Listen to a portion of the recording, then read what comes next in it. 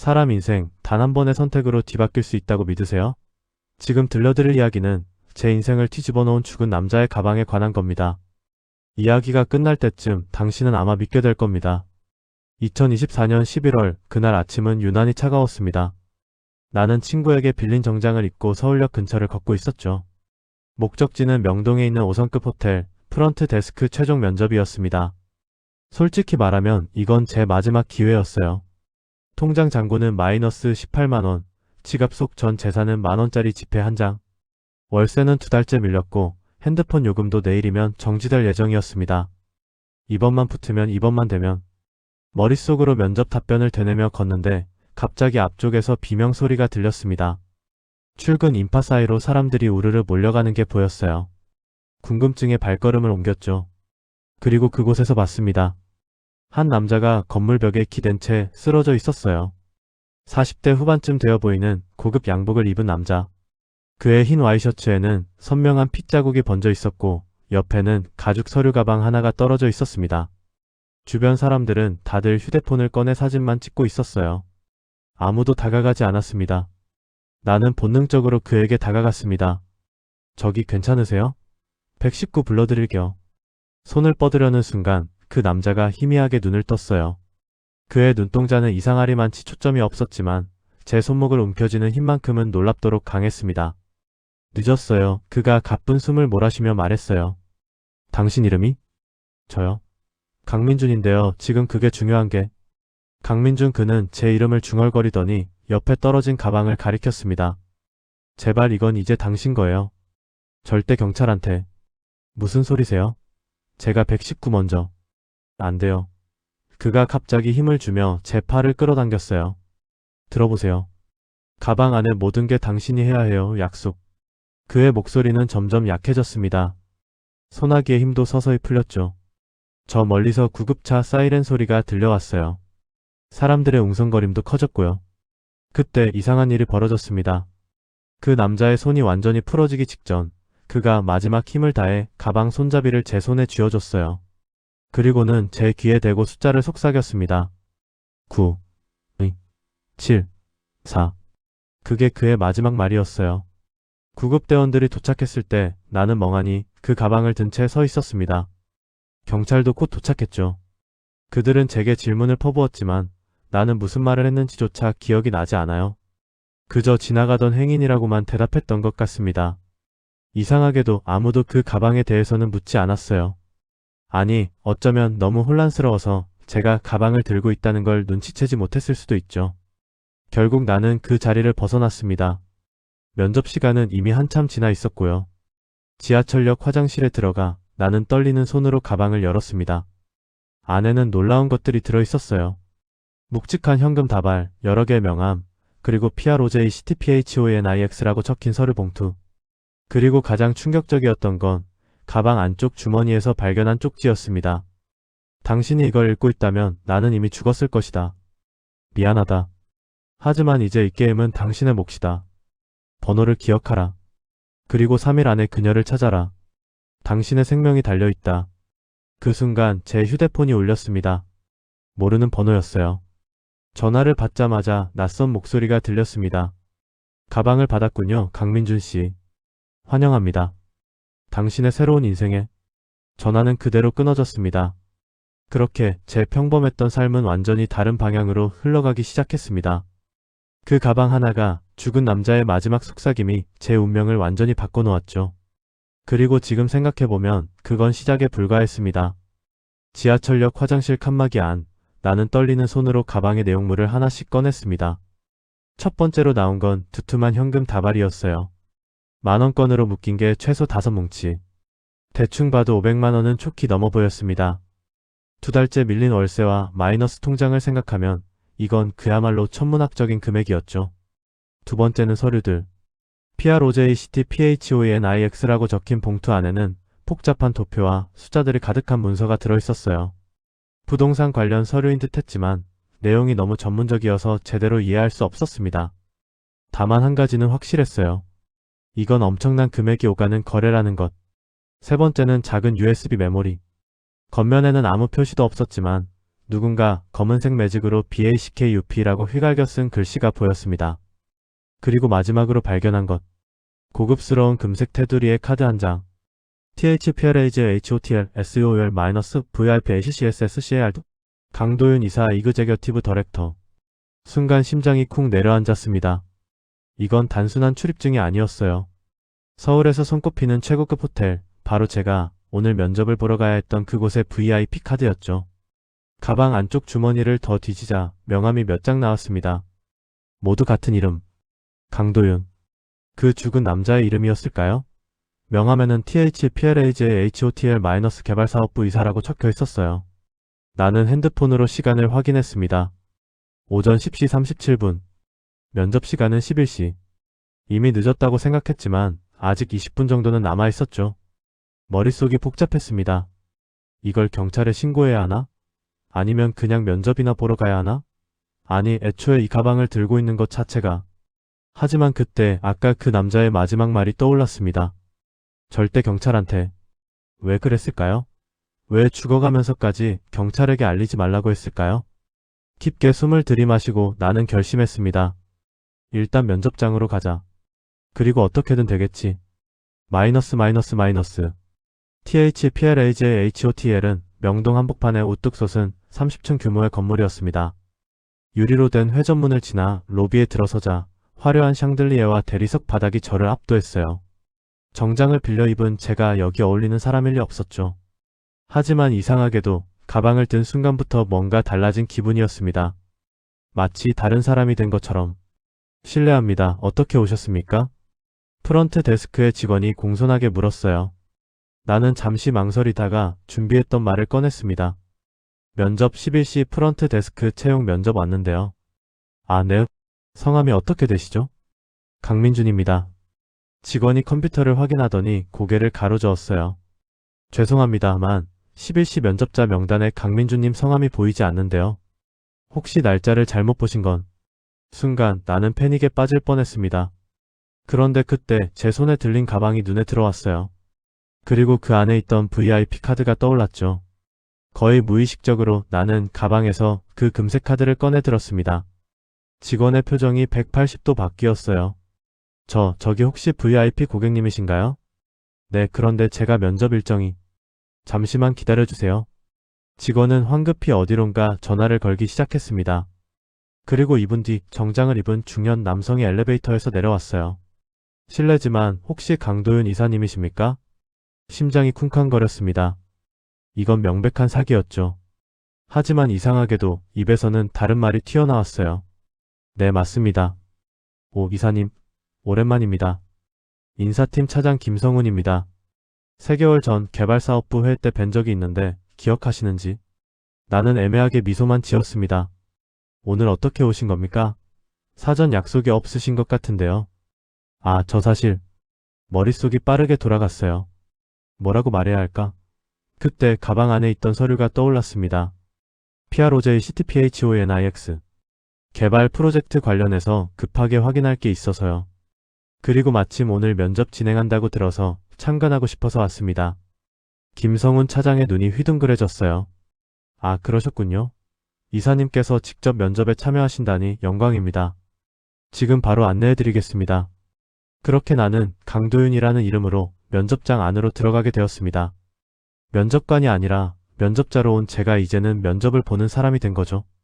5층 VIP 회의실로 올라가는 엘리베이터 안. 거울에 비친 제 모습을 봤습니다. 빌린 정장, 떨리는 손, 그리고 죽은 남자의 가방. 나는 지금 뭘 하고 있는 거지? 하지만 이미 돌아갈 수 없었습니다. 엘리베이터 문이 열렸고 저 앞에는 면접장이 보였어요. 그리고 그 안에는 제 인생을 또 한 번 바꿀 사람이 기다리고 있었습니다. 회의실 문이 열리는 순간 나는 숨이 멎을 뻔했습니다.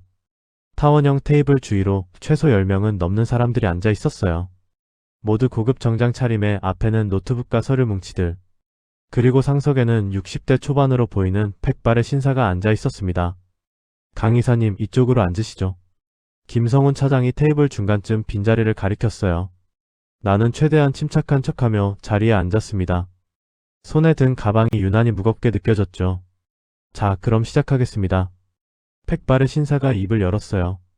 나중에 알았지만 그는 THPLAG의 HOTL의 대표이사 박준영이었습니다. 오늘은 PROJ CTPHONIX 2단계 진행 여부를 결정하는 자리입니다. 강 이사님께서도 개발사업부 핵심 멤버시니 의견 부탁드립니다. 모든 시선이 저에게 쏠렸습니다. 순간 머릿속이 하얘졌어요. PROJ CTPHONIX 2단계? 도대체 뭘 말해야 하는 거지? 저 그게. 말을 더듬는 순간 가방 안에 USB가 떠올랐습니다. BACKUP라고 쓰여있던 그것. 혹시? 실례지만 제가 자료를 좀 확인하고 말씀드려도 될까요? 최신 데이터로 정확하게 분석하고 싶어서요. 박준영 대표가 고개를 끄덕였어요. 물론입니다. 김 차장, 노트북 좀 빌려드려. 나는 떨리는 손으로 가방에서 USB를 꺼내 노트북에 꽂았습니다. 그리고 파일을 열었죠. 그 순간 눈앞이 확 트였습니다. USB 안에는 완벽하게 정리된 프레젠테이션 파일이 들어있었어요. PROJ CTPHONIX-PHAS3PROPOSL 슬라이드마다 정교한 그래프와 분석 자료, 투자 수익률 예측치까지. 나는 화면을 빠르게 후그며 내용을 파악했습니다. 이건 호텔 인근 부동산 재개발 프로젝트였어요. 명동 일대 노후 건물을 매입해서 복합 상업시설로 탈바꿈시키는 거대한 계획. 자, 보시다시피 나는 슬라이드를 넘기며 말하기 시작했습니다. 처음에는 떨렸지만 화면의 자료가 너무 완벽해서 그냥 읽기만 해도 그럴듯했어요. 현재 명동 일대 평당 가격 상승률은 연 12%입니다. 하지만 재개발 호재가 발표되면 최소 20% 이상 뛸 것으로 예상됩니다. 슬라이드를 하나 더 넘겼어요. 문제는 시기입니다. 지금 투자하면 3년 내 회수 가능하지만 6개월만 늦어도 수익률이 반 토막 날 수 있습니다. 회의실이 조용해졌어요. 모두가 집중해서 듣고 있었죠. 나는 점점 자신감이 붙기 시작했습니다. 마치 제가 정말 이 일을 해온 사람처럼 느껴졌어요. 제 의견은 명확합니다. 2단계 즉시 진행. 다만 투자금을 15% 상향 조정해야 합니다. 현재 예산으로는 핵심 부지 3곳을 놓칠 수 있습니다. 마지막 슬라이드를 띄우며 마무리했죠. 리스크는 있습니다. 하지만 기회는 지금뿐입니다. 박준영 대표가 천천히 고개를 끄덕였어요. 강 이사님 역시 분석이 날카롭네요. 숫자로 말하니까 확실히 설득력이 있습니다. 옆자리의 중년 여성이 박수를 쳤어요. 저도 찬성합니다. 이사님 말씀대로 지금이 적기인 것 같습니다. 하나둘 고개를 끄덕이기 시작했습니다. 회의실 분위기가 완전히 바뀌었죠. 좋습니다. 그럼 2단계 진행으로 결정하겠습니다. 강 이사님 수고하셨습니다. 회의가 끝나고 사람들이 하나둘 자리를 떴어요. 김성훈 차장이 다가와 어깨를 두드렸습니다. 이사님, 오늘 프레젠테이션 정말 인상적이었습니다. 3개월 동안 안 보이시더니 더 예리해지신 것 같아요. 아네, 감사합니다. 그나저나 요즘 연락이 잘 안 됐는데 괜찮으셨던 겁니까? 부장님께서 좀 걱정하시던데요. 순간 식은땀이 흘렀습니다. 아, 개인적으로 좀 바쁜 일이 있어서요. 곧 연락드릴게요. 알겠습니다. 그럼 오늘 저녁에 뵙죠. 6시에 사장님 주최 회식이 있거든요. 뭐라고? 하지만 거절할 수 없었습니다. 이미 너무 깊이 들어온 거죠. 마이너스. 오후 6시 호텔 1층 레스토랑. 나는 임원진들과 함께 저녁 식사를 했습니다. 고급 코스 요리가 나왔지만 제대로 맛도 모르고 먹었어요. 머릿속은 온통 들키면 어떡하지라는 생각뿐이었죠. 강 이사님 건배합시다. 오늘 훌륭한 제안 덕분에 프로젝트가 급물살을 탈 것 같습니다. 박준영 대표가 와인잔을 들었어요. 나도 따라 들었죠. 영광입니다. 잔을 부딪히고 와인을 마셨습니다. 비싼 와인이었지만 목으로 넘어가지 않았어요. 그때였습니다. 식사가 끝나고 사람들이 하나둘 자리에서 일어설 무렵 레스토랑 입구 쪽에서 누군가 저를 빤히 쳐다보는 게 느껴졌어요. 고개를 돌렸습니다. 그곳에 한 여자가 서 있었어요. 20대 후반쯤 되어 보이는 긴 생머리에 검은색 원피스를 입은 여성. 그녀의 눈빛은 차갑고 날카로웠습니다. 우리 눈이 마주쳤어요. 그녀가 천천히 걸어왔습니다.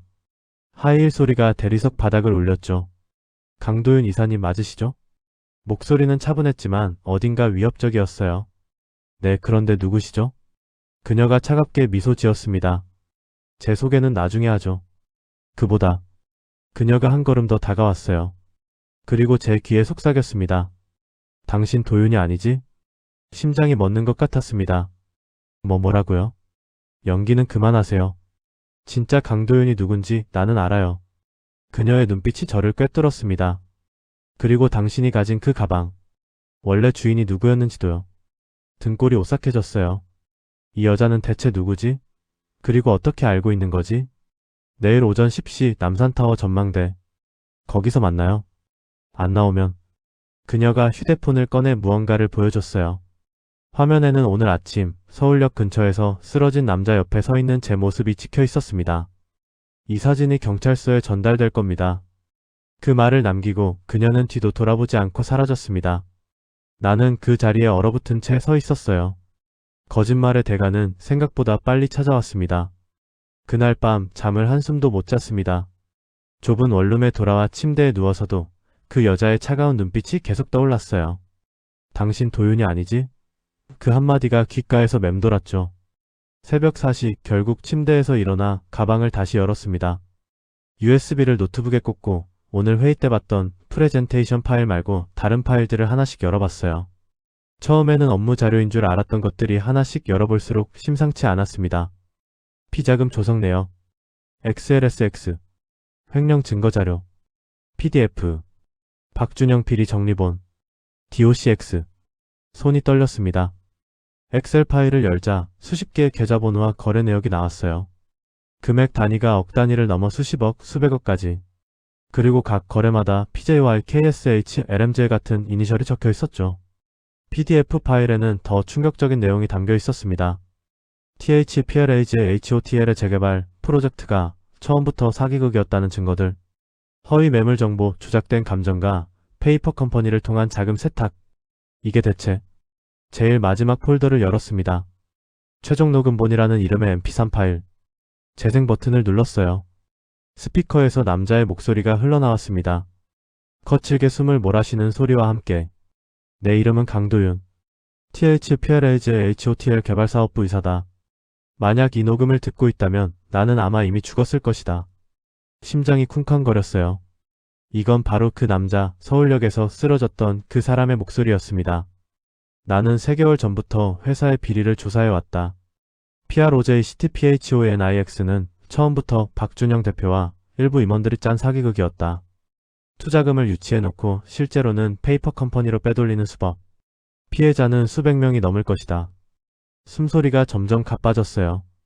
나는 이 증거들을 모아 검찰에 제보하려 했다. 하지만 그들이 눈치챘다. 어제부터 누군가 나를 미행하고 있다. 내 차에도 손을 댄 것 같다. 아마 오래 버티지 못할 것이다. 잠시 침묵이 흘렀습니다. 그리고 이어진 말. 만약 내가 사라지면 이걸 세상에 알려줘. 이게 내 마지막 부탁이야. 민서야 미안해. 사랑한다. 녹음이 끝났습니다. 나는 멍하니 화면을 바라봤어요. 민서. 그 이름이 계속 머릿속을 맴돌았죠.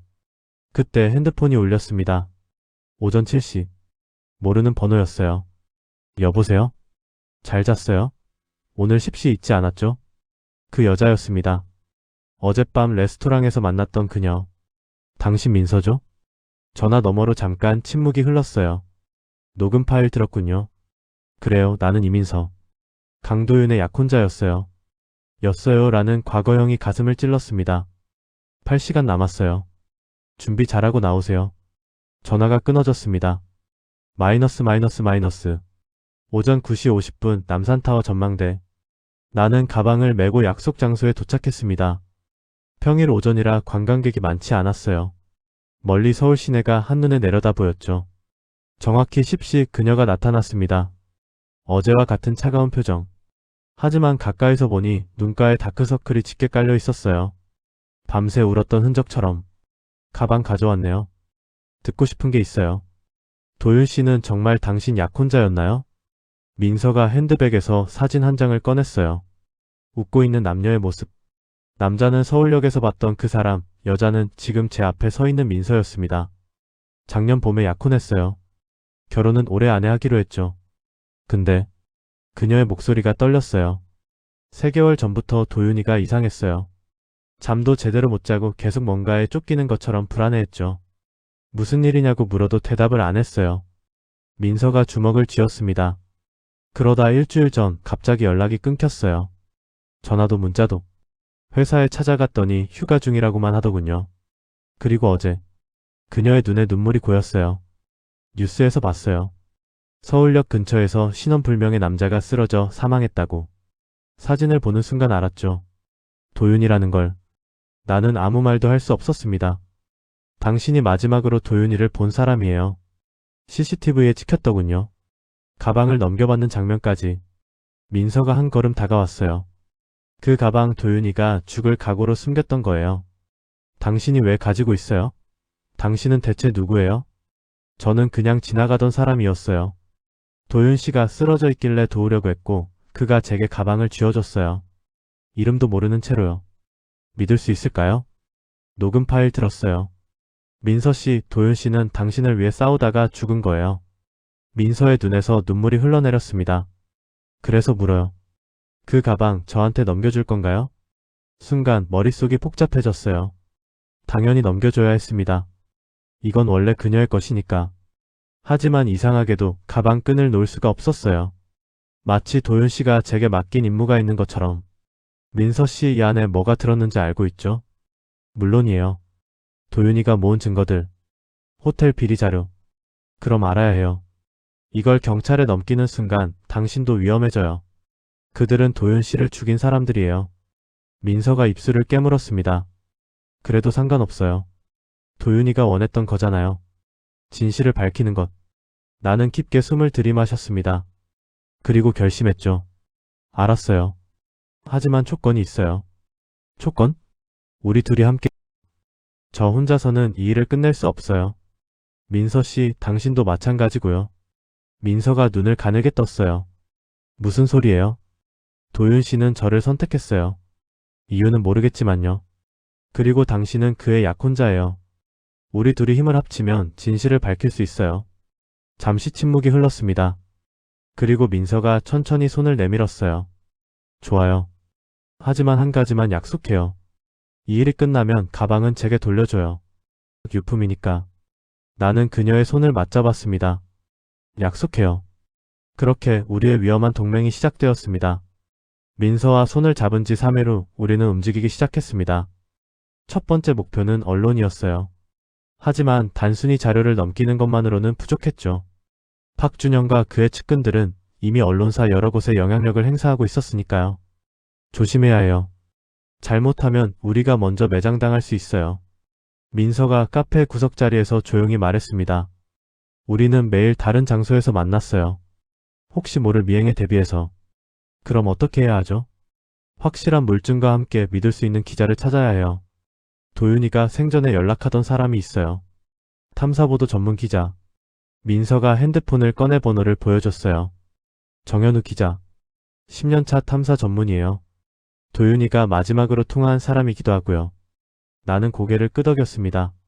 그 사람을 믿어도 될까요? 도윤이가 믿었다면 나도 믿어요. 민서의 눈빛은 확고했습니다. 마이너스. 이틀 후 우리는 정현우 기자를 만났습니다. 30대 후반의 날카로운 인상을 가진 남자. 낡은 카메라 가방을 메고 나타난 그는 우리를 보자마자 진지한 표정을 지었어요. 민서 씨, 오랜만입니다. 그리고 그의 시선이 제게로 향했습니다. 당신이 강도윤 이사를 사칭했다는 강민준 씨군요. 심장이 철렁 내려앉았어요. 어떻게? 제 일이 뭔지 아세요? 진실을 캐는 겁니다. 며칠 전부터 당신을 조사했어요. 강민준 27세 백수. 그런 사람이 갑자기 호텔 이사로 둔갑했다. 처음부터 수상했죠. 정현우 기자가 가방에서 서류 몇 장을 꺼냈어요. 제 이력서 사본과 면접 기록이었습니다. 하지만 궁금한 게 있어요. 왜 그랬죠? 단순히 돈 때문이었나요? 나는 잠시 망설이다가 솔직하게 대답했습니다. 처음엔 그랬어요. 살기 위해서였죠. 하지만 도윤 씨의 녹음을 듣고 USB 안의 자료를 보고 나서 생각이 바뀌었어요. 가방을 테이블 위에 올렸습니다. 이 안에 모든 증거가 있어요. 호텔 비리 횡령 사기. 도윤 씨가 목숨 걸고 모은 자료들이요. 정현우 기자가 USB를 받아들고 노트북에 꽂았습니다. 파일들을 하나씩 열어보더니 그의 표정이 점점 굳어졌어요. 이건 대박이네요. 아니, 대형 사건이에요. 그가 화면에서 눈을 떼지 못하고 말했습니다. 이 정도 물증이면 검찰 수사도 가능해요. 박준영은 물론이고 관련자 전부 구속될 겁니다. 그럼 기사로 쓸 수 있나요? 물론이죠. 하지만 정현우 기자가 저를 똑바로 쳐다봤어요. 당신도 각오해야 합니다. 강도윤을 사칭한 사실이 드러나는 순간 당신도 법적 책임을 져야 할 수 있어요. 알고 있어요. 나는 담담하게 대답했습니다. 하지만 그게 맞는 거잖아요. 저는 처음부터 거짓말로 시작했으니까. 민서가 제 손을 잡았어요. 민준 씨는 잘못한 게 없어요. 도윤이를 대신해서 싸워준 거예요. 정현우 기자가 고개를 끄덕였습니다. 좋습니다. 제가 최대한 당신 편에서 기사를 쓸게요. 대신 인터뷰에 응해주세요. 진실을 있는 그대로 말하는 거예요. 알겠습니다. 마이너스. 일주일 후 기사가 터졌습니다. THPRAJ HOTL 대형 피리 폭로 수백억 횡령 의혹. 죽은 이사가 남긴 증거 USB 진실을 밝힌 제보자의 정체는? 포털 사이트 메인을 뉴스가 뒤덮었어요. 댓글은 순식간에 수천 개가 달렸죠. 그리고 제 정체도 함께 공개되었습니다. 강도윤 사칭한 20대 청년 그래도 정의는 지켰다. 예상했던 비난이 쏟아질 줄 알았어요. 하지만 놀랍게도 반응은 달랐습니다. 마이너스 사칭은 잘못했지만 그래도 비리를 폭로한 건 대단하다.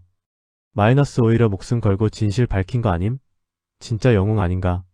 마이너스 강도윤 이사가 하늘에서 고마워하고 있을 듯. 물론 비판하는 댓글도 있었지만 대부분은 제 편이었어요. 이틀 후 검찰이 움직였습니다. 박준영 대표를 비롯한 임원 5명이 긴급 체포됐죠. 호텔은 사실상 마비 상태가 되었고 주가는 폭락했습니다. 마이너스. 한 달 후 THPRAJ HOTL 본관 회실 임시추주총회가 열렸어요. 새로운 경영진을 선출하기 위한 자리였죠.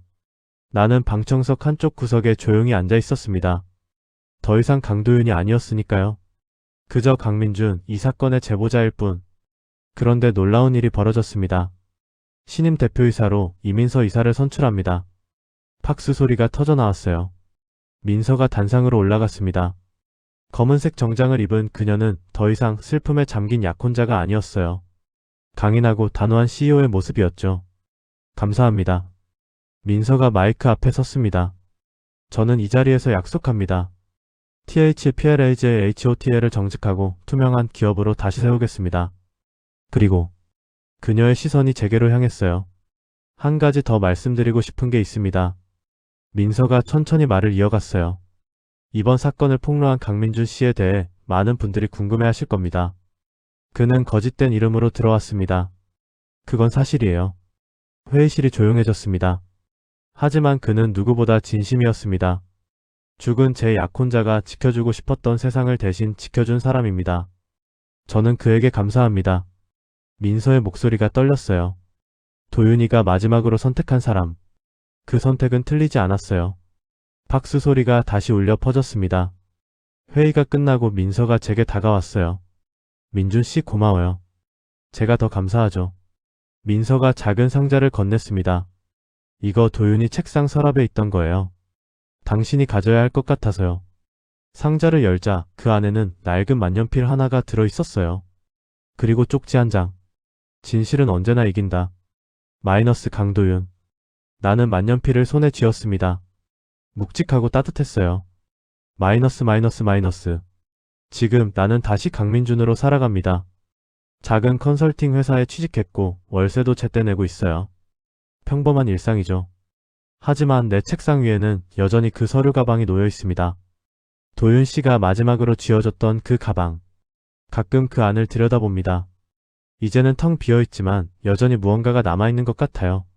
진짜가 되기 위해 가짜로 시작했던 이야기. 하지만 지금 생각해보면 나는 결국 진짜가 되었습니다. 진짜 강민준으로요. 그리고 그게 도윤 씨가 원했던 거라고 믿습니다. 사람 인생 단 한 번의 선택으로 뒤바뀔 수 있나요? 네, 가능합니다. 저는 그 증거예요.